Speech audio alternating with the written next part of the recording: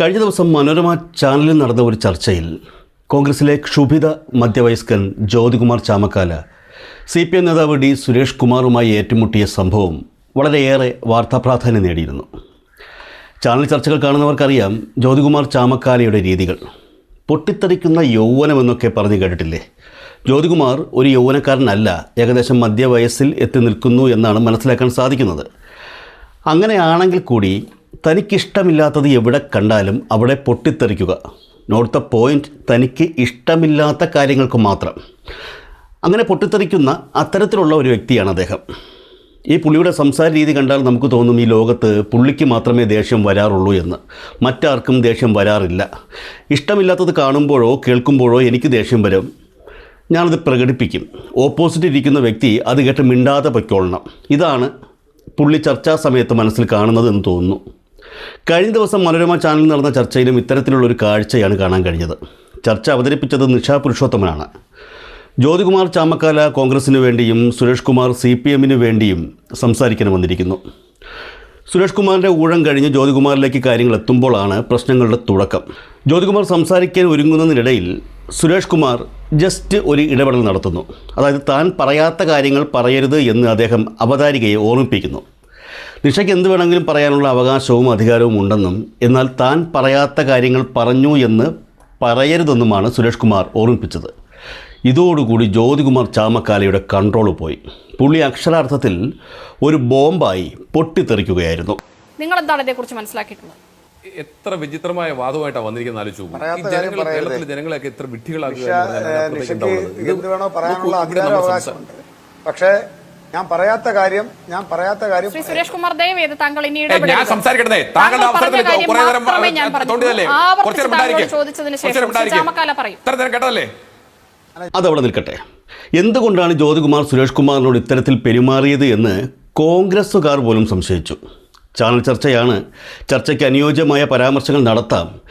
എന്നാൽ ഒരു പൊതു ചർച്ചയിൽ ആ ചർച്ചയിൽ പങ്കെടുക്കാൻ വന്നിരിക്കുന്ന വ്യക്തിയോട് മറ്റെന്തോ വിരോധം മനസ്സിൽ വച്ചുകൊണ്ട് പെരുമാറുന്നത് പോലെയാണ് ജ്യോതികുമാർ സംസാരിച്ചത് എന്നാണ് പലരും പറയുന്നത്. സുരേഷ് കുമാറിനോട് ഇത്രത്തോളം വിരോധം തോന്നാനുള്ള കാരണം എന്തെങ്കിലും ജ്യോതികുമാറിനുണ്ടോ? ഇതിനെക്കുറിച്ചുള്ള കൂടുതൽ അന്വേഷണത്തിനിടയിലാണ് കോൺഗ്രസ് പ്രവർത്തകരിൽ നിന്ന് തന്നെ മറ്റൊരു വിവരം പുറത്തു വന്നത്. നിലമ്പൂർ ഉപതെരഞ്ഞെടുപ്പ് സമയത്ത് വഴിക്കടവിൽ ഷോക്കേറ്റൊരു കുട്ടി മരണപ്പെട്ട സംഭവം ഉണ്ടായല്ലോ. ഇതിന് പിന്നാലെ ഈ മരണം സർക്കാർ സ്പോൺസേഡ് കൊലപാതകം ആണെന്ന തരത്തിൽ കോൺഗ്രസ് നേതാവ് ജ്യോതികുമാർ ചാമക്കാല ഒരു പോസ്റ്റ് ഇട്ടിരുന്നു. പിന്നീട് യാഥാർത്ഥ്യം പുറത്തു വന്നപ്പോൾ ആ പോസ്റ്റ് ചാമക്കാല ഡിലീറ്റ് ചെയ്തു. ഈ വിഷയം ഒരു പൊതു തെരഞ്ഞെടുപ്പ് ചർച്ചയിൽ CPM പാലക്കാട് ജില്ലാ സെക്രട്ടേറിയറ്റ് അംഗം പ്രേംകുമാർ ഉന്നയിക്കുകയും ചെയ്തിരുന്നു. ആ ചർച്ചയിൽ ഈ സംഭവം ഉയർത്തിക്കാട്ടി ജ്യോതികുമാർ ചാമക്കാല ഉൾപ്പെടെയുള്ളവരെ പ്രേംകുമാർ വാരിയിട്ട് അലക്കി. ജ്യോതികുമാർ ചാമക്കാല നിങ്ങളുടെ പാർട്ടിയുടെ നേതാവല്ലേ? അദ്ദേഹം നിങ്ങളുടെ പാർട്ടിയുടെ വക്താവല്ലേ? അദ്ദേഹം എന്തുകൊണ്ട് ഇട്ട ഫേസ്ബുക്ക് പോസ്റ്റ് മാറ്റി? എന്തുകൊണ്ട് മാറ്റി? നിങ്ങൾ മറുപടി പറയണം.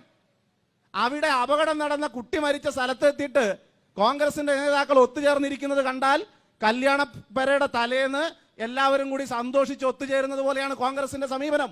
ഇതെല്ലാം സാമൂഹ്യ മാധ്യമങ്ങളിലൂടെ കാണുകയല്ലേ?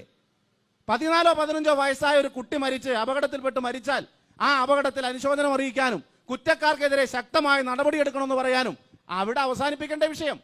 പക്ഷേ അത് എങ്ങനെ ഈ നിലമ്പൂർ ബൈ ഇലക്ഷനിൽ ഒരു വാർത്തയാക്കാമെന്ന് ആലോചിക്കുകയാണ്. ഇത് നമ്മുടെ നാട് തിരിച്ചറിയുമെന്ന കാര്യത്തിൽ യാതൊരു തർക്കവുമില്ല. അതൊക്കെ ബൂമറാങ് പോലെ ചാമക്കാലക്കിട്ട പോസ്റ്റ് പിൻവലിക്കേണ്ടി വന്നതുപോലെ ഇവിടെ നിന്നുള്ള UDFന്റെ സ്ഥാനാർത്ഥിക്ക് തന്റെ നിലപാടിൽ മയപ്പെടുത്തൽ വേണ്ടി വന്നതുപോലെ 309 ആളുകളുടെ മരണം, ഏറ്റവും ഉയർന്ന മരണം കേരളത്തിൽ ഉണ്ടായ സന്ദർഭത്തിൽ അന്ന് ഭരിച്ചത് കേരളത്തിലെ UDF ആയിരുന്നു എന്ന് കാണാൻ നമ്മുടെ നാട് തയ്യാറാവും എന്ന കാര്യത്തിൽ ഒരു തർക്കമില്ല. സത്യം പറഞ്ഞാൽ ജ്യോതികുമാർ ചാമക്കാലയുമായി അടുപ്പമുള്ള കോൺഗ്രസ് നേതാക്കളിൽ നിന്ന് ഇപ്പോൾ പുറത്തു വന്നിരിക്കുന്ന വിവരങ്ങൾ അനുസരിച്ച് കഴിഞ്ഞ ദിവസം ജ്യോതികുമാറിന് ആള് മാറിപ്പോയി എന്നാണ് മനസ്സിലാകുന്നത്. പ്രേംകുമാറും സുരേഷ് കുമാറും തമ്മിലുള്ള ഒരു ചെറിയ രൂപസാദൃശ്യം രണ്ടുപേരും ഒന്നാണെന്ന് ജ്യോതികുമാർ കരുതി കാണുമെന്നാണ് കോൺഗ്രസിലെ ചിലർ ചൂണ്ടിക്കാട്ടുന്നത്. തന്നെ അന്ന് നിലം തൊടാതെ പറപ്പിച്ചത് ഈ സുരേഷ് കുമാർ ആണെന്നുള്ള തോന്നലിൻ്റെ അടിസ്ഥാനത്തിലാണ് ജ്യോതികുമാർ വളരെ അസ്വസ്ഥതയോടെ ചാനൽ ചർച്ചയിൽ പെരുമാറിയത് എന്നാണ് കോൺഗ്രസ് പ്രവർത്തകർ തന്നെ നൽകുന്ന സൂചനകൾ. സാധാരണ ജ്യോതികുമാർ ഇളകിയാടുമ്പോൾ ആ വള്ളി ആരും പിടിക്കാൻ പോകാറില്ല. പക്ഷേ സുരേഷ് കുമാർ കയറി പിടിച്ചു. പിടി വിടാതെ പൂണ്ടടക്കം പിടിച്ചു.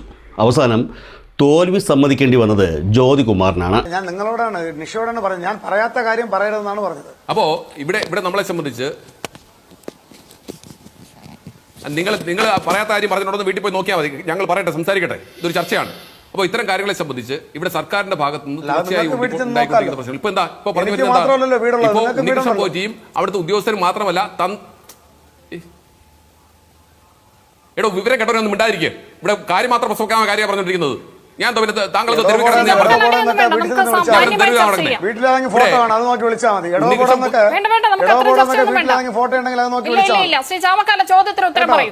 എടോപോടെന്നൊക്കെ വിളിക്കുന്നത് വീട്ടിലേതെങ്കിലും മുതിർന്ന ആളുകളുണ്ടെങ്കിൽ അവരെ വിളിച്ചാൽ മതി, ഇങ്ങോട്ട് വിളിക്കണ്ട. തന്റെ അവസരം സംഭാഷണത്തിലേക്ക് പോരുന്നത് ശ്രീ ചാമക്കാല ദേവസ്വം ബോർഡിന്റെ വീട്ടിൽ ആരെങ്കിലും മുതിർന്നവരുണ്ടെങ്കിൽ അവരെ വിളിച്ചാൽ മതി, അവരെ വിളിച്ചാൽ മതി, ഇങ്ങോട്ട് വിളിക്കണ്ട. ഇങ്ങോട്ട് ഞാൻ നിങ്ങളെ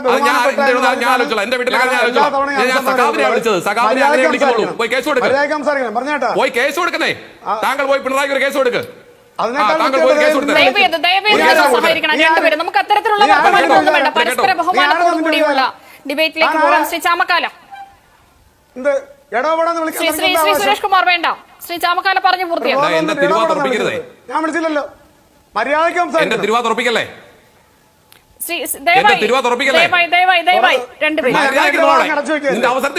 താൻ വിളിച്ചാ പിന്നെ എനിക്ക് പറയാൻ അത്തരം വെല്ലുവിളികളോ ഭീഷണിയോ ഒന്നും വേണ്ട. ഈ പ്ലാറ്റ്ഫോം അത് അനുവദിക്കാൻ കഴിയില്ല. ഞാൻ മിണ്ടായിരിക്കാൻ എന്താ തന്റെ കീഴെ വീട്ടുകാരനാണോ? താൻ ആരാ? ഞാൻ എന്റെ അവസരത്തിൽ സംസാരിക്കുമ്പോൾ മിണ്ടായിരിക്കാൻ പറയണം. വിവരം കെട്ടവൻ, മനസ്സിലായില്ലേ? എന്നെ മര്യാദ പഠിപ്പിക്കാൻ വന്നല്ലോ ആദ്യം. എന്നെ മര്യാദ പഠിപ്പിക്കാൻ വന്നല്ലോ. ഞാൻ ഉണ്ടായിരുന്നില്ലേ? എന്നെ മര്യാദ പഠിപ്പിക്കാൻ വന്നല്ലോ. ഞാൻ ഉണ്ടായിരുന്നില്ലേ? ഞങ്ങളുടെ പ്ലാറ്റ്ഫോം താങ്കൾ ഉണ്ടായിരിക്കുന്നത് ഞാൻ ഉണ്ടായിരുന്ന ആളാ. ഞാൻ സംസാരിക്കുമ്പോൾ വിളിക്കാൻ പറ്റില്ല. നമുക്ക് മാന്യമായിട്ടുള്ള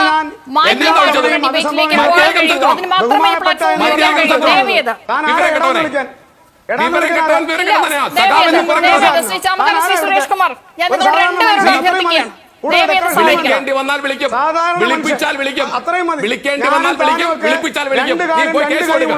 സാധാരണ മനുഷ്യൻ കൂടുതൽ വേണ്ട, മര്യാദയ്ക്ക് സംസാരിക്കണം. പറഞ്ഞേട്ടാ, താൻ ആരോടെ എടാന്ന് വിളിക്കാൻ?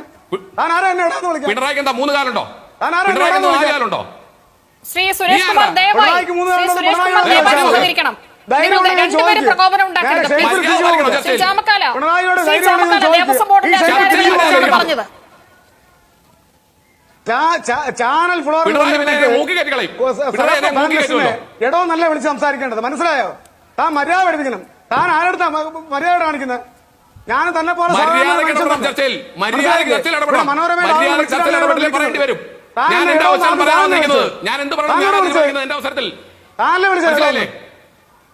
നീ എടോന്ന് വിളിക്കുമ്പോ ചോദിച്ചാൽ ഉത്തരം പറയില്ല. ഞാൻ എന്ത് പറയണമെന്ന് ഞാൻ തീരുമാനിക്കും. എന്റെ അവസരത്തിൽ ഞാൻ താങ്കളുടെ അവസരത്തിൽ ഞാൻ ഇടപെട്ടപ്പോ താങ്കൾ എന്നെ നിർദ്ദേശിച്ചില്ലേ? നിയന്ത്രിച്ചില്ലേ? ഞാൻ നിർത്തിയില്ലേ?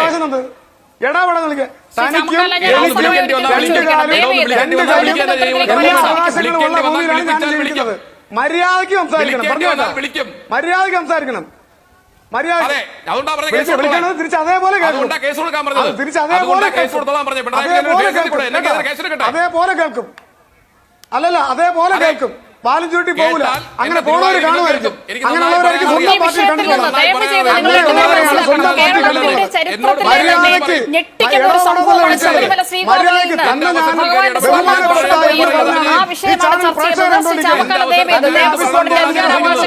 പാർട്ടി കണ്ടിട്ടുള്ളത്. ഞാൻ തന്നെ താൻ ആര്? നീ ഒന്നുമല്ല, ഒന്നുമല്ല. അങ്ങനൊന്നും പറഞ്ഞു പഠിക്കരുത്. ഞങ്ങളാകുമ്പോ നീ ഒന്നുമല്ല. ശ്രീ സുരേഷ് കുമാർ, ഈ പ്ലാറ്റ്ഫോം ദയവേത് ഇത്തരത്തിലുള്ള വെല്ലുവിളികൾക്ക് ഉപയോഗിക്കരുത്. ആരാ വെല്ലുവിളിക്ക്? ആരാ ഉപയോഗിച്ചത്? എടോ പോടാ വിളിച്ചത്.